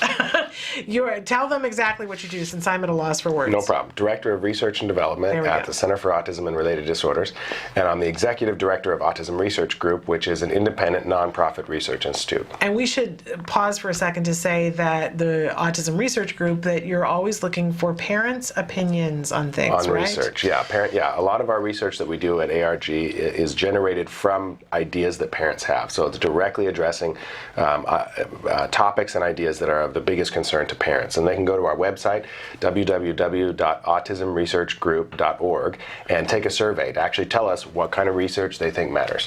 So important. I think that's such a service that you guys are doing. So if you want to participate in that, you certainly can. We were saying before the break that our topic all this week has been maintaining progress. It's so important that we make progress and that we're constantly creating progress, but once we get there, that we maintain it. Because for a lot of us, we see our kids can gain a skill, but if we don't stay on it in a certain respect, it can diminish or go away, and then we have to go back and pick it back up again. I always say it's hard for me to know as a parent, because I hover too much, helicopter parent, but it seems like a fine line to me. So we've been asking experts all this week, tell us about maintaining progress from your point of view. Okay, sure. So first of all, it's important to sort of understand, I think, I don't know if correctly is the right word, but to have a good understanding for what maintenance really means. And the other side of that coin is what mastery really means. And both of those both of those concepts are based on what you sort of believe constitutes being done with something, okay? So for example, when you first teach, whatever skill, I'll think of a real simple example, colors. In discrete trial training, you're not done. Even if your child mastered the colors, so they know all their colors in discrete trial training perfectly, receptively, and expressively, you're nowhere near done. That's like, getting good at doing free throws, great, but now can you actually make shots when you're playing basketball? Okay? Right. So then that's just the beginning. And then what you need to work on is generalization to the child's natural environment. And that's where NET plays such an important role. So you immediately, when you don't wait months until they've mastered everything in DTT, you immediately start incorporating generalization activities with natural environment training to where you're making sure, the question that you're asking is, when my child needs to use those skills that we taught, in the course of his or her natural life, everyday life, are they able to do it? And so you need to, and your provider, your treatment provider, needs to arrange opportunities to test for generalization. And the reason why I'm talking about generalization, even though we're talking about maintenance, is because a skill isn't mastered, quote unquote, until it's really generalized into the child's everyday environment, okay? And that's something that a lot of lower quality ABA providers will kind of forget about, that mastery criteria is 80% correct across 2 days in discrete trial training. Well, no. Mastery means the kid can actually do it in their everyday life. So you directly assess that. So, let's say you've, mastered all the colors. Well, now you stick the kid in a situation where they can't function successfully unless they're able to receptively or expressively use the word, use the words for colors. And if they can, great, awesome. Okay, now at that point, it's an issue of maintenance, and it's an issue of, okay, will he continue to be able to do that in the future? Okay, and so once you've demonstrated generalization and the child's able to do the newly learned skills in the everyday course of the normal life, at that point the ABA provider starts to say, okay, great, now we can focus on other content, right? We're more or less done with that. Good ABA programs will still follow up with all of that, though. They'll be thinking backwards a year. What are the last 1,000 things that we've taught this kid, and how can we make sure that all 1,000 of those are still happening when they need to? And when new lessons build on the old lessons. So let's say he's learned, one word, utterances for colors, great, but now what? How about 2-word utterances? Or how about, describing 2 colors of an object instead of just 1? Or how about, and hitting all the different verbal operands. So asking for something by color, receptively identifying something by color. Independently tacting or just commenting on colors in the course of your natural life, not when someone's asked you to do it, but just when you see something green, you say, look, it's green. All these different ways of using that same skill or concept. And so, but here's a tip that you can do as a parent and that your listeners can do as parents is, The way I like to think about it in general ABA perspective is, if the person's awake and they're alive, it's a learning opportunity, right? So if you know that your child learned something, it's an opportunity to practice that and make sure that they maintain it. And it's not that you're drilling it into him so that he learns it more, it's just you can double check that he still knows. Right. So if you know he learned his colors, next time he wants something, don't just give it to him. Ask him, great, which color do you want? Yeah. Right? Absolutely. And just when you're hanging out having fun, talk about colors and get him to talk about colors. And of course, there's nothing special about colors. This goes for everything that your child learns. And as part of their treatment program, anytime you're hanging out with your kid and they're awake and they're alive, that's an opportunity to practice the stuff they learned. And so it's kind of stressful for parents, right? That basically means you kind of never get to relax, right? It doesn't mean you should act stressed out. You should have fun with your kids. But there's no reason why you can't practice stuff and make sure that they're maintaining stuff that they learned while you're having fun. Yeah. I think that that's key. You said so many things that I want to touch on, but I think that that's really key, is to make it fun for them and fun for us. Absolutely. And one of the things that I want to throw in there, it doesn't mean that you can never take a break, because occasionally you can take a break, because one of the skills that we're teaching is independent play. So them playing for a few minutes, independent play, that's a teaching moment too. Them playing by themselves. And thank you for clarifying that. Let me point out, I don't mean you should be on top of your kid all the time. In fact, that's bad for generalization, and that's bad for maintenance. Okay? What I mean is, you should be thinking about all the time, is this an opportunity for my child to practice X? Or actually, not is it, it is an opportunity. So it's what skill is this an opportunity to practice or maintain? And if the skill that your child just learned is doing homework by themselves, don't get in their face. Let them do it by themselves. And if they succeed, reinforce it. Absolutely. Absolutely. But going back to what you were saying about that every moment is a learning opportunity, and sometimes it's the moments that you least expect. And if we're proactive, let's say that you're driving in the car someplace, or you're standing in line at the grocery store, and it's one of those moments where you could shut down. And look, I'm queen of that. I like to fuzz out, just like being like, white noise land, right? But what happens when we go to that place is that our child needs something to do, and they can get active in something. If we stay plugged in with them, what we were talking about earlier, and find something in the environment to be a teaching moment, what we do is head off potential problems, potential challenging behavior, potential meltdowns. It's amazing how it turns the moment around, and it gives us an opportunity to connect with our kids. And I think when we do, we always feel better. That's right. I love an opportunity to fuzz out, but when I connect with my kid, it's powerful. It's powerful. And it doesn't have to be this big contrived thing where we have to get out arts and crafts projects and stuff. It literally can be the thing that happens in the grocery store aisle while you're waiting to go to the checkout. Absolutely.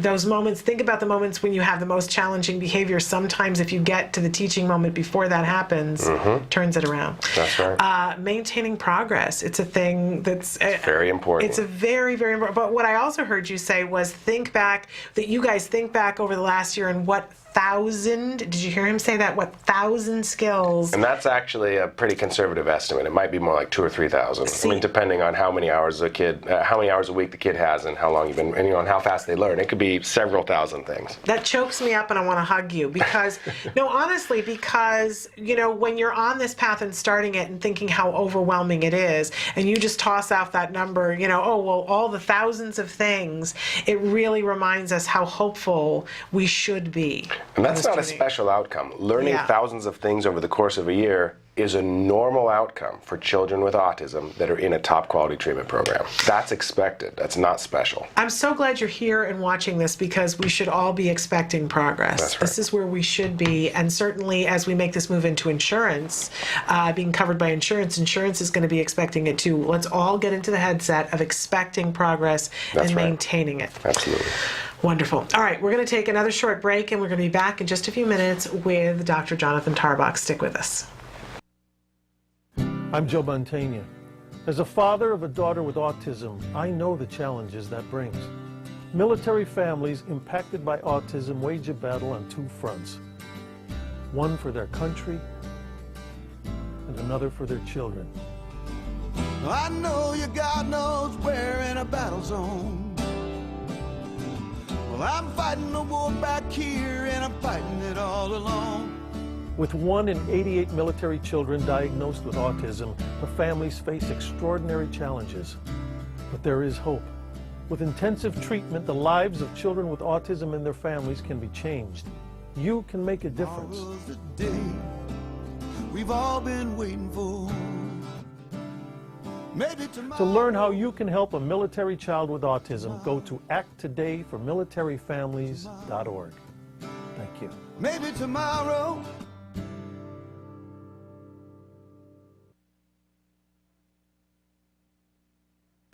Welcome back to Autism Live. We're here with Dr. Jonathan Tarbox. He is the Director of Research and Development at the Center for Autism and Related Disorders, and you are also the Director of the Autism Research Group. Correct. Okay, so we were just talking during the break, and I wanted to talk a little bit about, we've had some questions about perseveration in a lot of different contexts. Sometimes our kids will perseverate on something they just can't let go. But we also had a question that came in last week from an adult on the autism spectrum talking about when we perseverate on a person and how sometimes that's detrimental to a friendship or to a relationship, and when things don't work out. If, you know, I know that I've got a child who's about to be a teenager in a couple of years, and I know how that romantic thing goes, and when it doesn't work out, how do we help individuals on the spectrum to not perseverate on something? What can we do? And in both ends of the context, with the kids and with the help me. Well, first of all, I'd say that's a very challenging topic. And so anytime you're dealing with sort of more automatically reinforced or self-stimulatory behaviors, quite frankly, it's just harder than other challenging behaviors. And so, you know, it could be minor stuff like a child sort of talking about the same cartoon character over and over and over, and that's all he wants to talk about, and that's the only thing he wants to play with is toys related to that cartoon.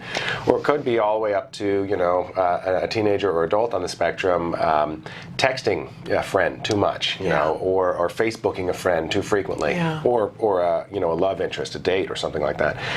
And you know, the same basic rules that apply to you or me apply to folks on the spectrum too. So if you do something way too much, it's annoying. People aren't going to like it, and if you keep doing it, they're not going to want to be around you anymore. And so, you know, typically developing teenagers learn this. Like, you know, when you first meet a new girl, let's say, and you text her a message or something like that, how many times do you want to text her? Maybe 100, right? How many times should you actually do that per day in order to maintain that relationship or cultivate that relationship? I don't know, maybe a couple or 3, you know?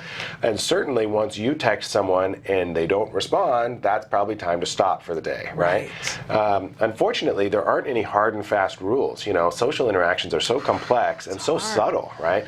And just sort of the tone or color of it can change the whole meaning of it for, you know, for people. Well, and even how technology changes, because when you were saying to me, texting somebody 3 times a day, and to me this seems like crazy. That's like, because I'm not a big texter.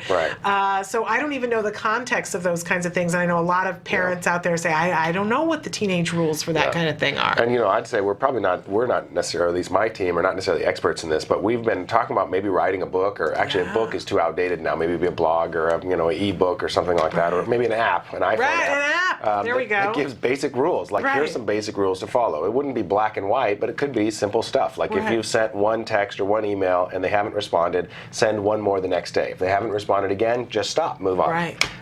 You know, if I think we could all use this, Jonathan. Not just individuals on the spectrum. That's we could all use this. We could all use it, and it turns out that some of us are much more effective socially and much more powerful socially, and are just good at things like dating or making friends or public speaking or these types of things.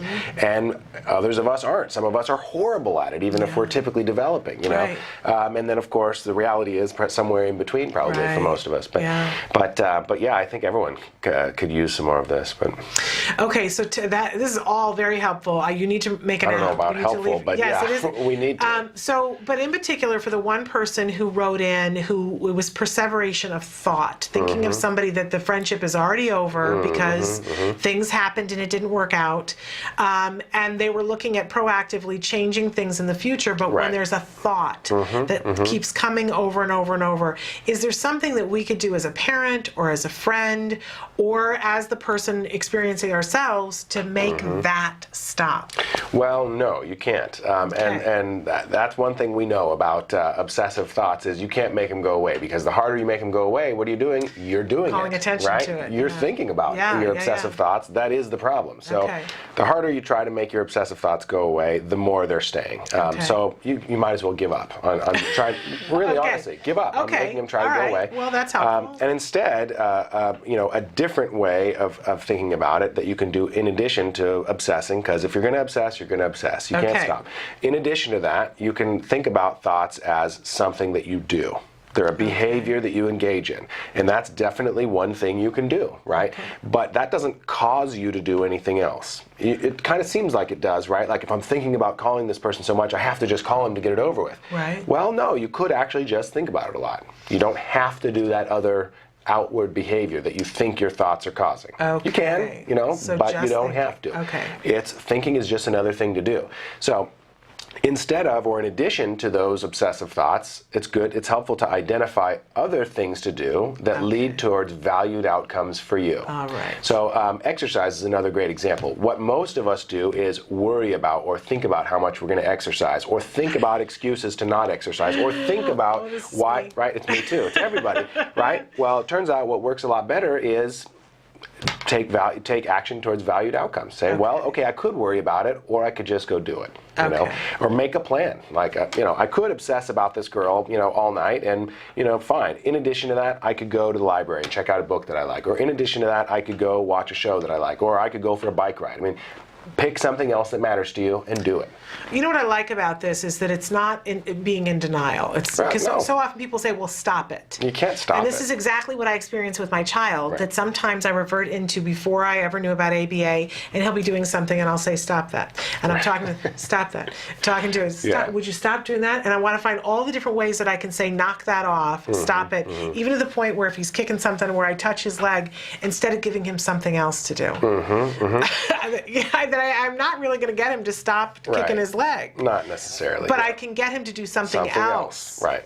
And here's another thing to consider too, is for folks who are already like hyper self-aware and obsessing about their own self and their own behavior, this wouldn't apply. But for younger kids who are perseverating a lot or engaging in a lot of repetitive behavior that's causing problems for them, and they're not necessarily aware of it, that's something you can teach them to do in itself. It's called self-monitoring or self-recording or self-observation. And so that can be helpful to teach a child, here, look, here's the thing that you're doing that's making it hard for you to, have friends or whatever, or make friends. Here's what it looks like. And it's okay to videotape it and review the videotape and practice acting it out, and, you don't want to stigmatize it. You don't want to make it a big negative thing, but it is okay to teach the child to be aware of what they're doing. And then help the child make a plan for how much they want to do it. So, love that. I'm not going to make my, stimmy behavior go away 100%, but how about I plan to do it in the bathroom when I'm by myself? Right. Or I plan to do it in the bedroom when I'm by myself. Or I get to do it 3 times and then I'm not for the rest of the day. Or, something like that. But again, it comes back to, instead of just stop it, it comes back to making a plan for something else to do. Wonderful. So some great ideas for perseveration, at least to give us an understanding, and instead of having this futile thing of how do we stop it, accepting it, and finding other things to do as well. Right. Love it. Thank you so much for all of the time that you come in and spend with us and help to clarify things and clear things up. You're a wealth of information. Thank you. It's always a joy. Thank you so much for being here. We're going to take a break and come back and finish out the show and finish out the week, so stick with us.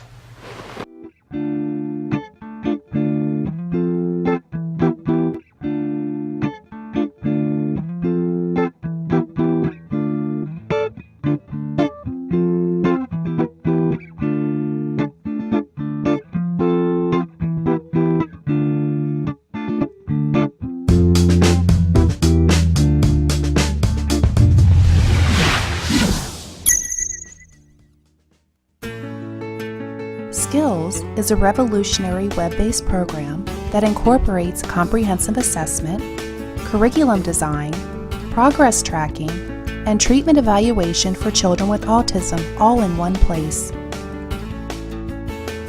Developed by the Center for Autism and Related Disorders. Our approach is based on over 40 years of research on the principles of learning and their application to improving the lives of children with autism. How does Skills work? Created with speed and simplicity in mind, Skills was modeled on an easy 3-step process. Step 1. Start assessment. Step 1 begins with our intelligent assessment system, which consists of a series of questions. This assessment is essential to identifying your child's level of skills compared to their typical peers across all areas of development. This includes assessing social, motor, language, adaptive, play, cognition, executive functions, and academic skills. Every skill has an assigned age which indicates when the skill emerges during typical development. This means that each child is automatically presented only with lessons that are relevant to his or her age.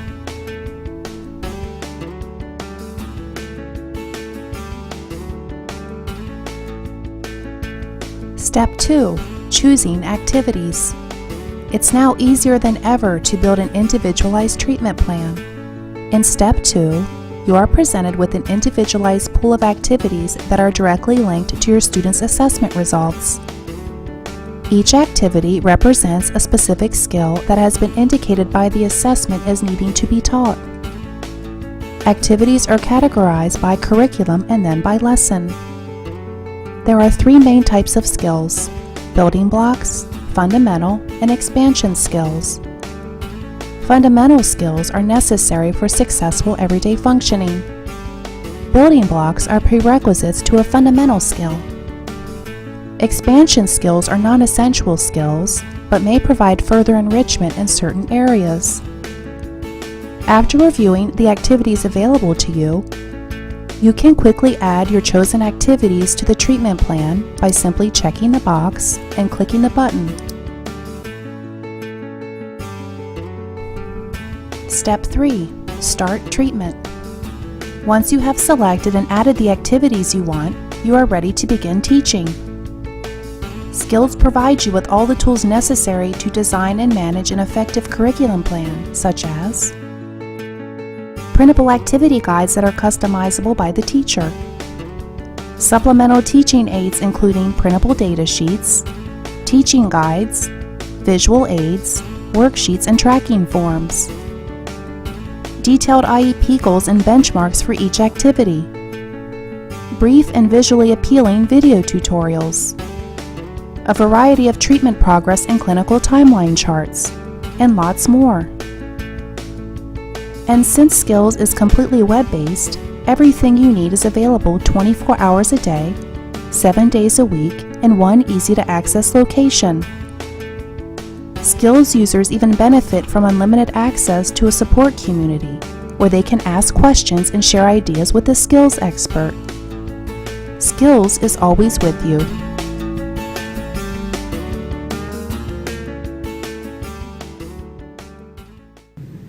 Welcome back to Autism Live. We are here at the Center for Autism and Related Disorders headquarters in Tarzana, California. And I wanted to go over our social tip for the week because we took a question earlier and didn't have time earlier. And in particular this week, one of the things that I want to talk about is identifying social rules by looking at signs. Signs that we see as we're driving down the road, signs that we see on a school classroom, in a bathroom, in all the different places that we go in life, whether we're in a hospital, a doctor's office. We see signs and we learn from them about what behavior we need to engage in. Well, the same is true for our children, but with a neurotypical child, we might have an assumption, not always correct, but we might have the assumption that as they learn how to read and as they learn how to identify iconic symbols, that they will just pick up and understand the behavior in which they're supposed to engage in the given situation. We shouldn't take that for granted when we have children on the autism spectrum. We should take the opportunity to gauge and see whether they are able to decipher what these signs are and to help them to understand the wide variety of signs so that they can follow social rules by looking for, and I'm talking, there's always signs about how we want to behave, right? But I'm talking about literal placards. When we see a stop sign, that we understand what it means. When we see a sign saying, please turn off cell phones, that we understand what that means. When we see signs in the hospital telling us things to do. Drive down the road today and notice all of the signs that you maybe aren't as aware of on a typical day-to-day basis. Our world is filled with signs, and it's really important that we help our children to be able to understand them. So we've given you some tips here to follow when we're working on signs. And like a lot of things that we teach, we want to make sure that we're planning for generalization, so we want to vary the stimuli.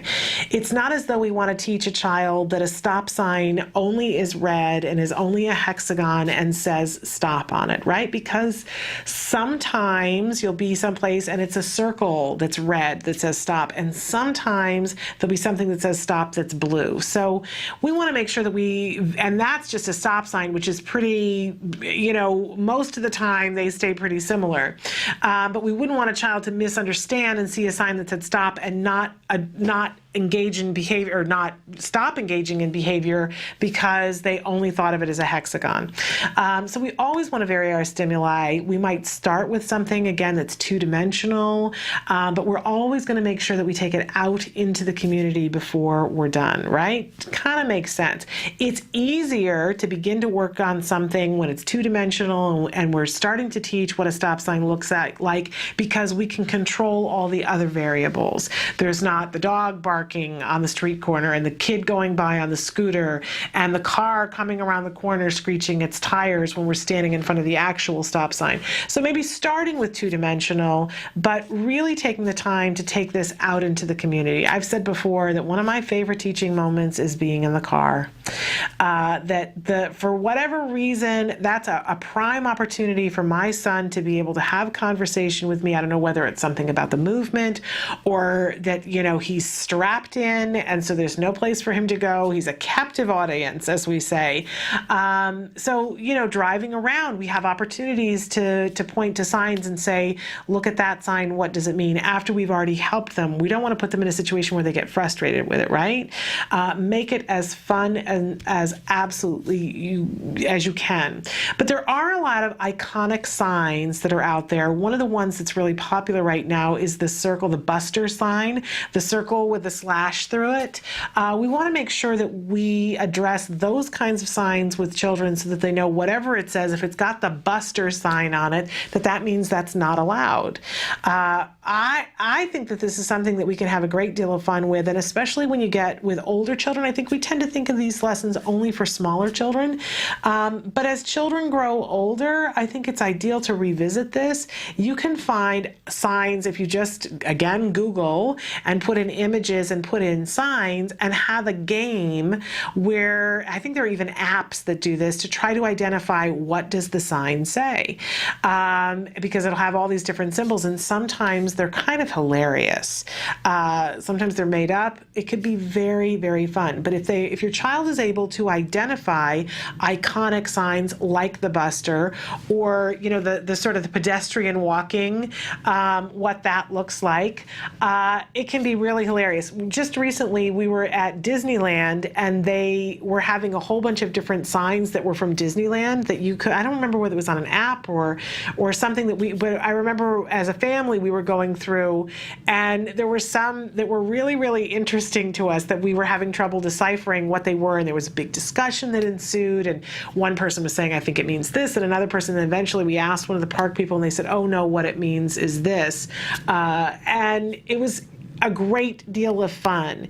And I really can't emphasize enough how important it is to work on these things with our children, because at some point they're going to be someplace where their safety and their ability to move through the world and communicate with other people is going to depend upon their ability to read signs and identify what behavior the sign is asking them to engage in. Super duper important. So vary the stimuli, identify iconic symbols, and practice in the natural environment whenever possible. So that is our social tip for the week. We are just about out of time, but as this show ends and as this week ends, I want to remind you that the conversation continues. There are lots of ways that you can get in touch with us and get a hold of us, and I'm going to have Emily start to cycle through some of those different ways. Whether you're watching us halfway around the world or just 3 miles away, all of these ways are available for you to participate with us. Give us your suggestions, your comments, your questions, the things that you want to see more of, the things that you want to see less of. We've had a program change here. We used to be 3 hours and now we're 2 hours. I'd love to hear from you about whether this format is working for you better. We're trying to segment things into smaller, bite-sized morsels so that when you do drop in, you learn something and you're ready to go on your day. Let us know how that's working for you, because we're here to help you. And we don't want to guess, right? I always like to say I gave up mind reading to be an autism mom. So don't make me read minds. I'm not good at it. But honestly, we want to be of use to you. And we hope that if we are of use to you, that you will share us with friends as you meet them on this journey through autism, whether it's on your Facebook page or through Twitter. But there might be somebody else within the realm of your life who could also use the information if you're finding it beneficial from here. And we urge you to share that where and when you can. And we got a question. Oh my goodness. We're almost out of time and we got a question. I've moved my stuff around. Here we go.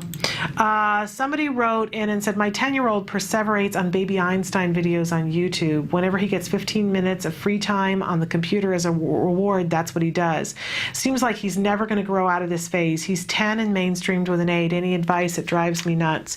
Well, I think that, making it something that he has to work for now is great. But I know if Dr. Tarbox would hear, he would say, find things from Baby Einstein that your child likes, like they have some of those toys that are more age appropriate, some of the gyro things, and start seeing if you can put those in place in terms of a reinforcement. And I guarantee you we'll talk more about this next week. Sorry to cut it off short, but I hope that over the weekend that you will please give your kiddos a hug from me. Bye-bye for now.